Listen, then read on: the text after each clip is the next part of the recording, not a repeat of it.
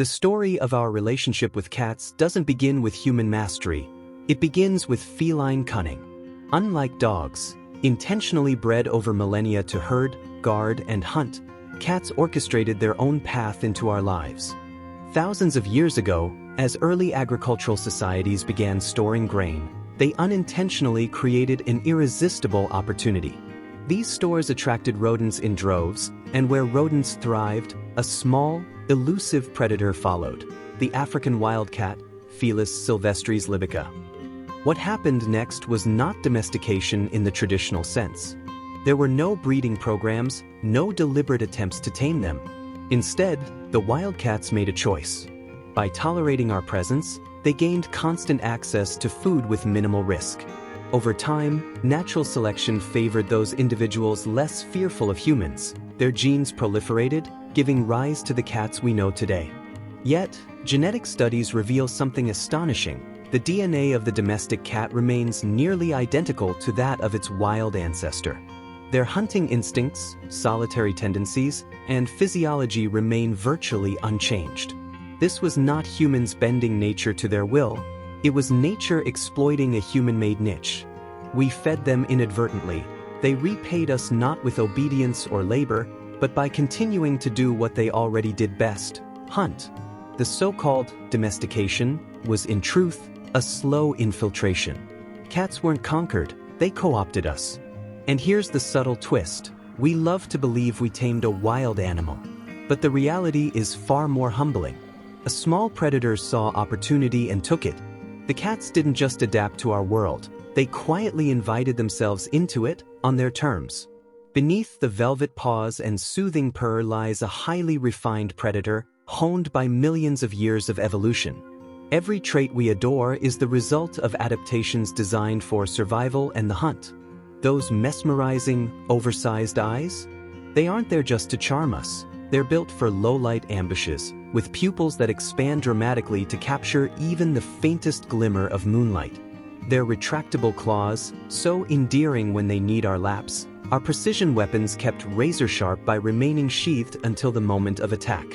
Even their play behavior with toy mice mirrors the same sequence of stalk, pounce, and deliver a fatal bite that wildcats use in nature. And what about the purr, the universal signal we interpret as happiness? Science reveals a deeper story.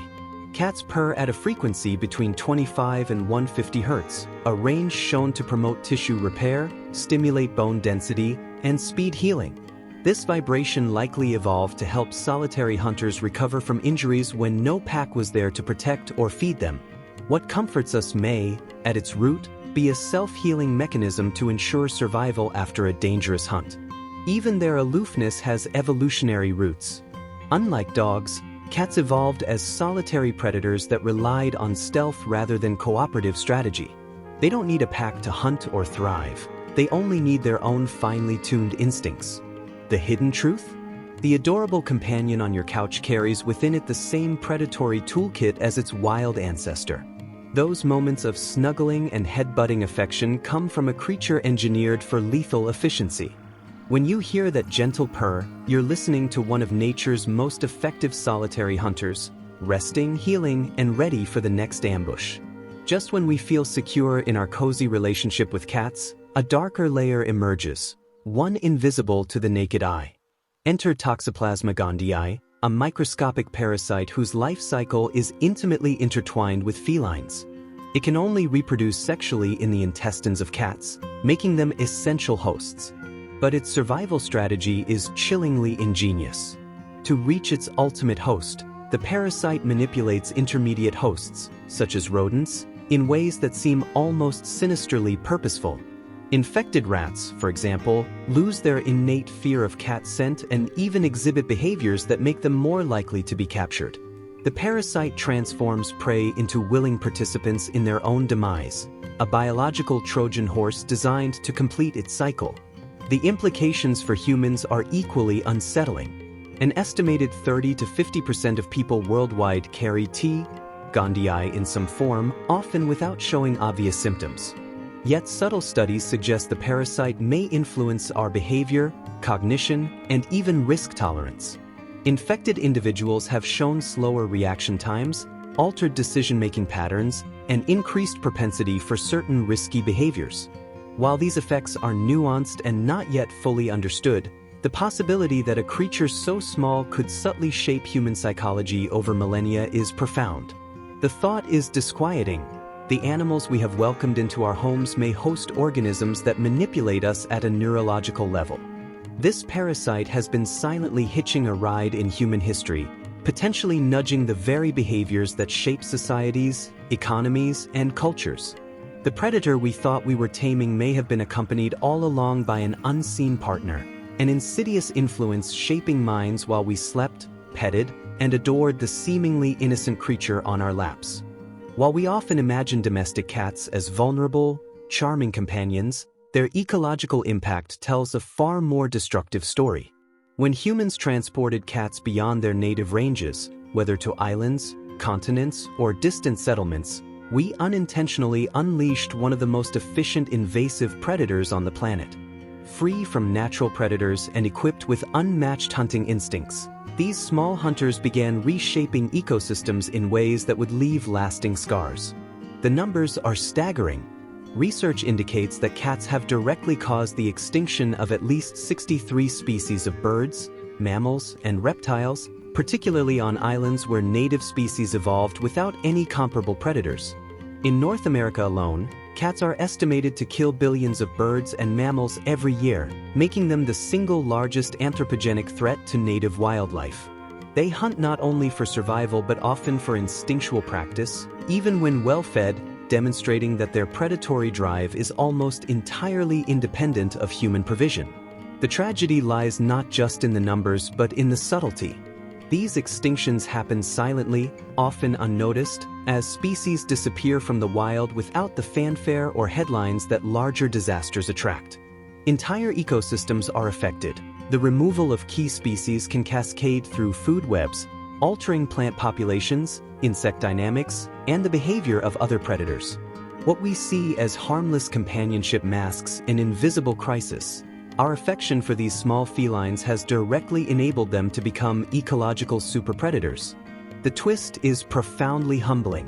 While we think of cats as passive or even endangered, they have, in many places, rewritten the rules of nature. Their mere presence reshapes habitats, threatens biodiversity, and accelerates extinctions, all while purring contentedly in our homes. The tiny tiger we cuddle has left a giant, often unseen footprint on the natural world. After millennia of assumed dominance, it's time to reconsider the narrative. We like to imagine ourselves as masters, the providers and protectors of the domestic cat. Yet the evidence paints a far more humbling picture. Cats didn't wait to be tamed, they chose us. They infiltrated our homes, our granaries, and our hearts with nearly all of their wild instincts intact. Every purr, every soft nuzzle, every seemingly benign glance is underpinned by a creature whose biology and behavior are designed for survival, cunning, and independence. The story becomes even more unsettling when we consider the microscopic passengers cats bring along. Toxoplasma gondii, the silent manipulator, may subtly influence our reactions, risk-taking, and behavior patterns. The very creatures we believed we nurtured may, in small ways, be shaping us as much as we shape them. Our companions might not just be charming, they could be steering our minds in ways we are only beginning to understand. And on a planetary scale, their influence is catastrophic. Through their predation, cats have driven species to extinction and disrupted ecosystems around the world. The affection we lavish on them blinds us to the reality of their ecological power, a power that continues to ripple through forests, islands, and urban landscapes alike. The ultimate realization is staggering. In the complex interplay between humans and cats, we are not the dominant species we imagine ourselves to be. They asked for nothing, signed no contract, and yet they secured our devotion, care, and resources. In a quiet, relentless strategy, the domestic cat has transformed us into facilitators of its survival, comfort, and expansion.